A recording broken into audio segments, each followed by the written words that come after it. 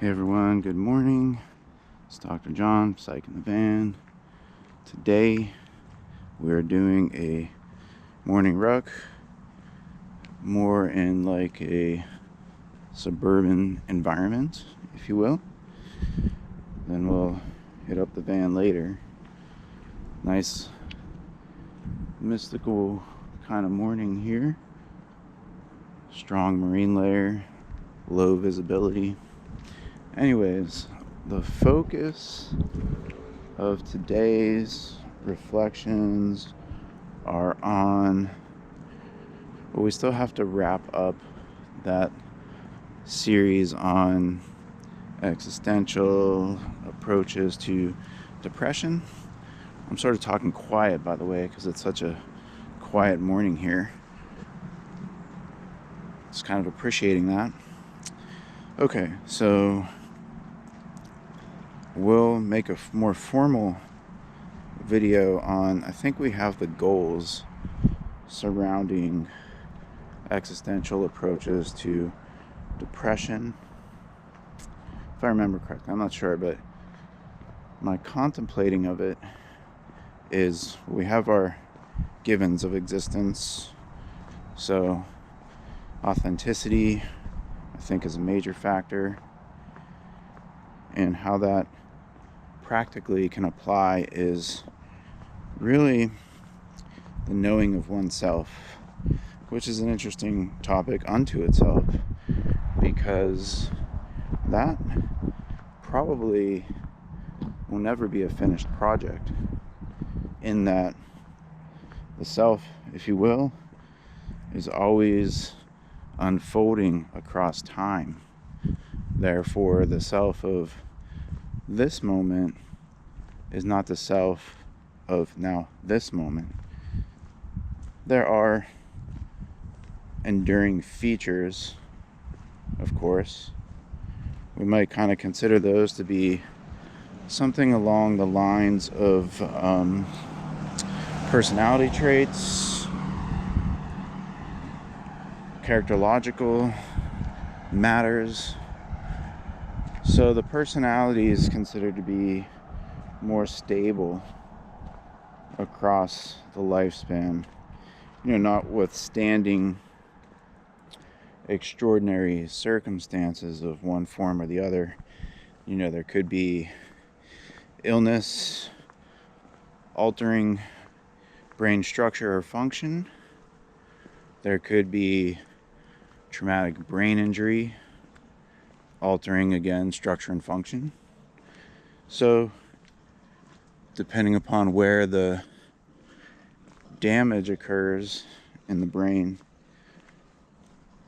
functions manifest in behaviors will be altered. In any case, so tapping into authenticity, to not be authentic, naturally, in my mind, links up with a depressed, condensed way of being.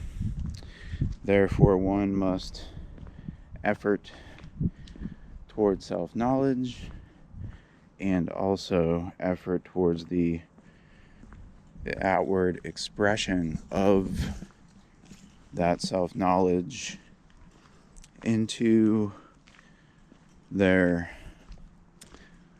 presentation to the world. There's a concept I like a lot of congruence, interstate matching, outward presenting state is kind of how I think about that. Is what I'm showing aligned with what I'm feeling? So the practical side of that is live according to your values. If you don't know what your values are, then the first step, of course, is to then define those values, and you got to figure out your top ones, middle ones, lower ones, and then line up action with values. It's more complex than that, but we'll keep it simple there. So that was authenticity. Okay. freedom, responsibility, and choice. So, look at all this machinery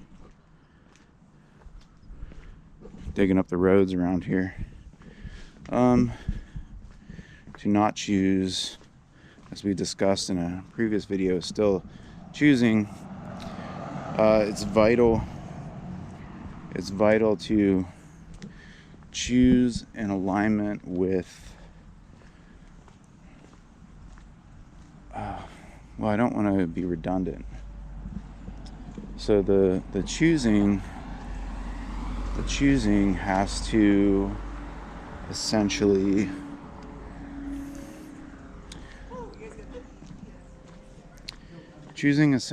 sorry, I got distracted. Choosing is about acting. Let's put it that way. Yeah, there's right action. That's a key, right action. As opposed to inauthentic action or wrong action. We got to also weave in some consideration for an ethical view, a moral view, which naturally we have, I think, a sense of what's good, what's bad, what's neutral. But the challenging part with that, like any other, when we get philosophical, like any other problem, is according to who? Universal human ideas? Are there such things? Maybe in dramatic ways there are. Like meaning a sense of like violence, perhaps, non-violent stances, but not everybody buys into that. So that's not a universal. You see what I'm saying, how it gets complicated. So that's a whole other discussion. And then freedom naturally is our ability to make choices given constraints. So, good morning. How are you? Very well, thanks. So, yeah, we talked earlier, the sense of freedom, I default towards a free will, which is, I don't think, in a sense, like, well, there are polarities. So, is it free will on one end and then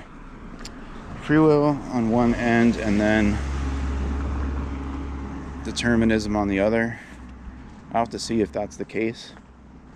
But, yes, there are structures that limit,